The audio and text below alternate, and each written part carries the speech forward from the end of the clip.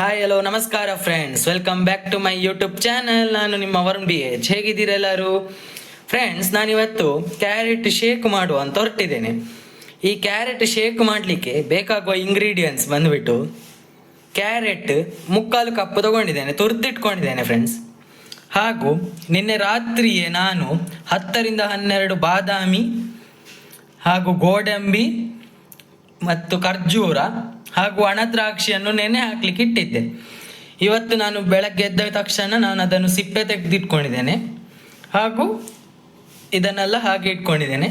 ಇವಾಗ ಇದನ್ನು ಗ್ರೈಂಡ್ ಮಾಡಿ ನಾನು ಇದನ್ನು ತೋರಿಸ್ತೇನೆ ಹೇಗಾಗ್ತದೆ ಅಂತ.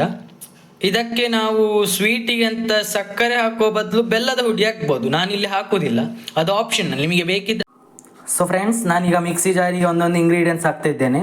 ಫಸ್ಟಿಗೆ ನಾನು ತುರ್ದ 3/4 ಕಪ್ ಆಗುವಷ್ಟು ಕ್ಯಾರೆಟ್ನ ಹಾಕಿಕೊಳ್ತಾ ಇದ್ದೇನೆ.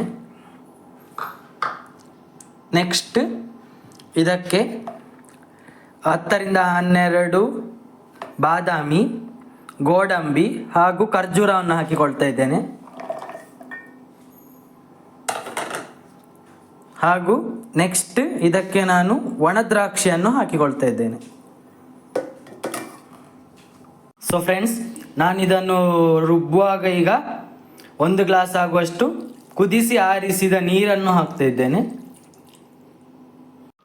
ಸೊ ಫ್ರೆಂಡ್ಸ್, ಕ್ಯಾರೆಟ್ ಶೇಕ್ ಈ ರೀತಿಯಾಗಿದೆ. ಈ ಕ್ಯಾರೆಟ್ ಶೇಕ್ ಈಗ ಸವಿಯಲು ಸಿದ್ಧ. ನಾನಿಲ್ಲಿ 1 ಗ್ಲಾಸ್ ಆಗಲಿಕ್ಕೆ 2 ಕ್ಯಾರೆಟನ್ನು ಬಳಸಿದ್ದೇನೆ. ನೀವು ಪ್ರಮಾಣ ಎಷ್ಟು ಬೇಕಿದ್ರೂ ಹಾಕ್ಬೋದು. ಆಗ ನೀವು ಡ್ರೈ ಫ್ರೂಟ್ಸಿನ ಪ್ರಮಾಣ ಕೂಡ ಹೆಚ್ಚು ಮಾಡಬೇಕಾಗ್ತದೆ. ಸೊ ಫ್ರೆಂಡ್ಸ್, ನಿಮಗೆ ಈ ಹೆಲ್ದಿ ಶೇಕ್ ರೆಸಿಪಿ ಇಷ್ಟ ಆಗಿದ್ದಲ್ಲಿ ಲೈಕ್, ಶೇರ್ ಹಾಗೂ ಕಮೆಂಟ್ ಮಾಡಿ. ಹಾಗೂ ನನ್ನ ನೆಕ್ಸ್ಟ್ ವಿಡಿಯೋ ತನಕ ಕಾಯ್ತಾ ಇರಿ. ಅಂಟಿಲ್ ದೆನ್, ಬಾಯ್ ಬಾಯ್.